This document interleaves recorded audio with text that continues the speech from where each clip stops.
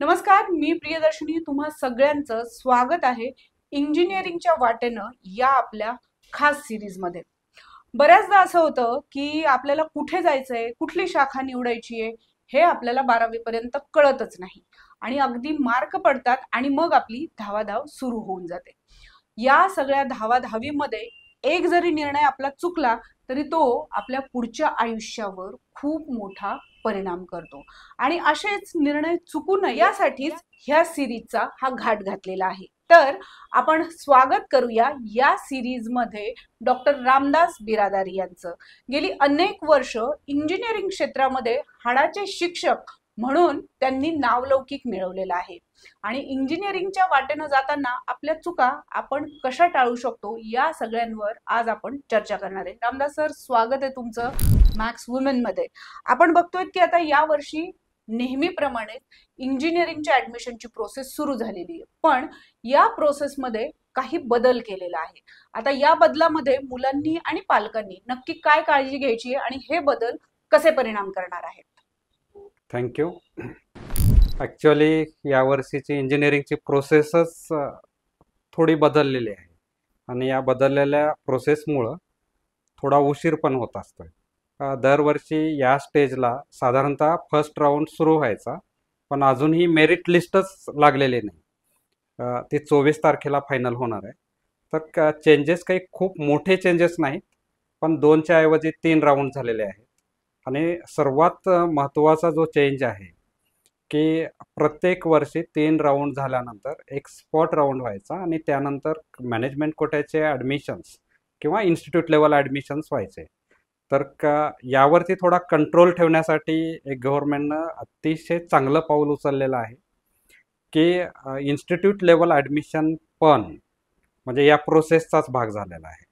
म्हणजे 1, 2, 3 राऊंड होतील आणि त्या 3 राऊंड नंतर मॅनेजमेंट कोट्याचा राऊंड होईल किंवा इन्स्टिट्यूट लेवलचा राऊंड होईल आणि तो राऊंड झाला की शेवटच्या स्टेपमध्ये नेहमीप्रमाणे स्पॉट राऊंड होईल आणि ही ॲडमिशन प्रोसेस एंड होईल.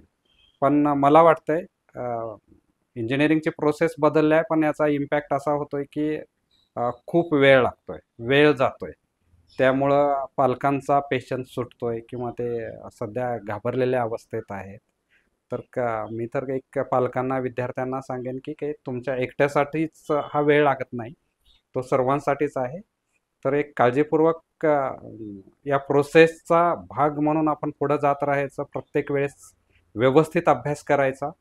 आणि आता सध्या काय करायला पाहिजे की CET सेलची जी वेबसाईट आहे त्या वेबसाईटवरती बारीक लक्ष ठेवायला पाहिजे आणि त्या वेबसाईटनुसारच आपण जायला पाहिजे की फॉर एक्झाम्पल आत्ता 24 तारखेला फायनल मेरिट लिस्ट लागेल.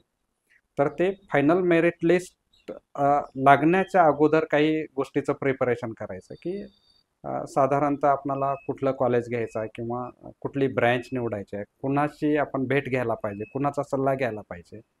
या जर काळात केल्या तर पुढे ॲडमिशन प्रोसेसमध्ये आपल्याला मदत होते. आणि उशीर लागतोय प्रोसेसला, मग घाई गडबडीनं कुठेतरी आपलं एक काम उरकून टाकायचं, म्हणून हे पालकांनी किंवा विद्यार्थ्यांनी करायला नको आहे की ॲडमिशन घेतलं आणि आपली जबाबदारी संपली. तर या गोष्टीची काळजी घ्यायला पाहिजे. सर्वात महत्त्वाचं म्हणजे खरं तर गव्हर्नमेंट ऑफ महाराष्ट्र चंद्रकांत दादांचा पण अभिनंदन करायला पाहिजे की एक खूप चांगली स्टेप घेतलेली आहे की इन्स्टिट्यूट लेवल ॲडमिशन्स हे गव्हर्नमेंटच्या कंट्रोलमध्ये आलेले. आतापर्यंत काय होतं की तुमच्याकडे जर पैसे असतील तर ते ऑलमोस्ट इंजिनिअरिंगचं ॲडमिशन हे विकत घेतल्यासारखं होतं. पण यावर्षी काय आहे तो चेंज आहे की इन्स्टिट्यूट लेवल किंवा मॅनेजमेंट कोटा ॲडमिशन हे पण मेरिटवरती होणार. हां, म्हणजे नो डाऊट तुम्हाला ॲडमिशन मिळेल, म्हणजे जास्त पैसे दिल्यानंतर ॲडमिशन मिळेल, पण डायरेक्टली एकदम 0, 1, 2, 3% असे जे मार्क असताना, खूप कमी मार्क असताना ते मिळणार नाही. खूपदा खरं तर असं होतं की इंजिनिअरिंगचे ऍडमिशन याच्यामध्ये खूप मुलं स्वतःची काय म्हणता येईल कसरत जी आहे ती करत असतात. बऱ्याचदा एक फॉर्म सबमिट केल्यानंतरही अस्वस्थता जी असते ती मुलांची आणि पालकांची अशी दोघांची खूप जास्त असते. आता असं होतंय की दरवर्षी प्रोसेसमध्ये थोडाफार का होईना, स्लाइट का होईना, पण चेंज असतो आणि या बदलामुळे बऱ्याचदा गोंधळाची परिस्थिती निर्माण होते. आत्ता या क्षणीला आपण हे बदल जरी सांगितलेले असले तरी मुळात या सगळ्याचे अपडेट काय आणि कसे घ्यावे हा एक विषय. दुसरं, मुलांबरोबरही पालकांनी संयम कसा बाळगायचा, कारण खूपदा असं होतं की अरे मग एक आपली स्टेप चुकली तर आपल्यामुळे मुलाचं भवितव्य धोक्यात येऊ नये अशी पालकांची एक साधारण भावना असते. आणि मोठा क्राऊड जो आहे तो ग्रामीण भागातील खास करून ती मुलं शहरामध्ये येत असतात. मग त्यांचं स्थलांतर या सगळ्या बाकीचे त्याच्याशी निगडीत अनेक गोष्टी असतात ज्याची तजवीज त्यांना करायची असते. अशा वेळेला जिथे बदल होतोय, सिस्टीम मध्ये बदल होतोय आणि तो बदल कसा पचवावा, पालकांनी आणि विद्यार्थ्यांनी नक्की काय पद्धतीचे स्टेप्स घेतले पाहिजे. आता तर मी नेहमीच सांगतो किंवा आताही सांगेन की ज्या विद्यार्थ्यांना इंजिनिअरिंगचं ॲडमिशन घ्यायचं आहे किंवा ज्या पालक त्यामध्ये इन्वॉल्ड आहेत, त्यांनी जसं आपण सकाळी उठल्यानंतर देवाचं दर्शन घेतो ना, तसं CET सेल महाराष्ट्र या वेबसाईटचं दर्शन घ्यायचं आणि तिथं तुम्ही डायरेक्टली जर गेलात तर under graduate admissions, BE BTech admission tab असतो आणि तिथं कंप्लीट माहिती असते. अपडेट बघायचं की कोणत्या दिवशी लिस्ट लागणार आहे, फर्स्ट राऊंड कधी आहे, आपली फायनल मेरिट लिस्ट काय आहे. ते जर तुम्ही त्या वेबसाईटवरती विश्वास ठेवला, गव्हर्नमेंटवरती विश्वास ठेवला तर काहीही प्रॉब्लेम येणार नाही.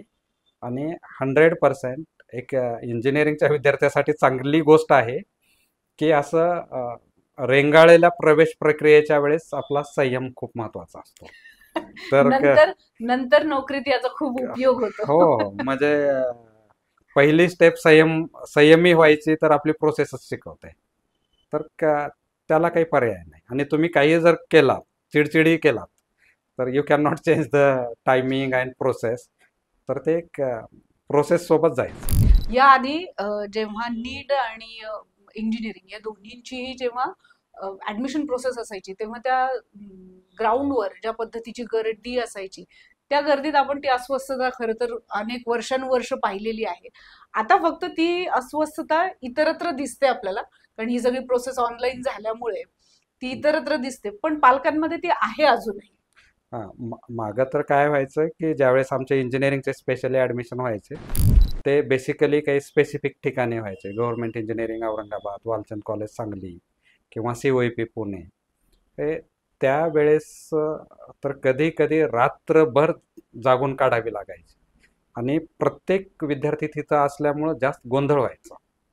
आता एक ऑनलाईनचा ॲडव्हान्टेज काय आहे की तुम्हाला कुठे जास्त जायचं नाही. जास्तीत जास्त फॉर्म भरण्यासाठी किंवा कन्फर्मेशनसाठी ती पण ऑनलाईनची व्यवस्था आहे, पण तुम्ही घरी बसूनही बऱ्याच गोष्टी करू शकता. तर ऑनलाईनचा हा एक खूप मोठा फायदा आहे.